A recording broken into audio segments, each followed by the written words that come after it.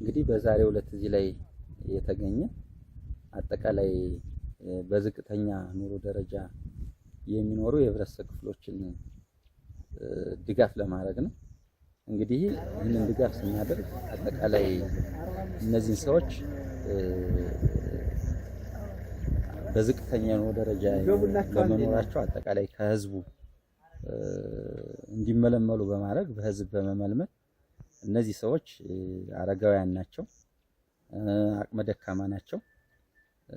ስለዚህ በተጋላጭ ህብረተሰብ ክፍል ስለሆኑ እነዚህም በሙሉ ለቅመን ከመዘገብነው በኋላ ከህዝቡ በጥሬ ገንዘብም በእህልም በማሰባሰብ አጠቃላይ እነዚህን በዛሬው ዕለት ልንረዳ ችለናል ማለት ነው።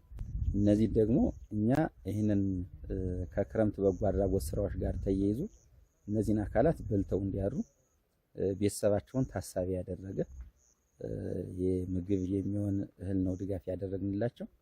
ይህንን ደግሞ የበጀት ምንጫችን ህዝቡ ነው እዚያው ራሱ ማለት ነው። በጥሬ ገንዘብ ህዝቡ አውጥቷል፣ እንደገና ደግሞ በእህልም አውጥቷል። ይህንን ታሳቢ በማድረግ በዚህ ልክ ነው ድጋፉን ያደረግንላቸው ማለት ነው። እንዳያቸዋቸው ደስተኛ ናቸው። በቃ በዚህ ልክ መንግስታችን ያስበናል ወይ፣ በዚህ ልክ ህዝባችን ያስበናል ወይ በሚል በተሻለ መንገድ በልተው እንዲያሩ ስለሆነ የደገፍናቸው በዚህ ልክ እየሰራን ነው። በቀጣይም ተረጅነትን በራስ አቅም መሸፈን በሚል በርካታ ስራዎችን እየሰራን ነው። ለዚህ አገልግሎት የሚውል የጤፍ አለ፣ የስንዴ፣ እነዚህ ተረጅነት በራሳችን ለመሸፈን ሰፊ ንቅናቄ እያደረግን ነው። ከህዝቡ ገንዘብ እየተሰበሰበ ነው፣ በእህልም እየሰበሰብን ነው።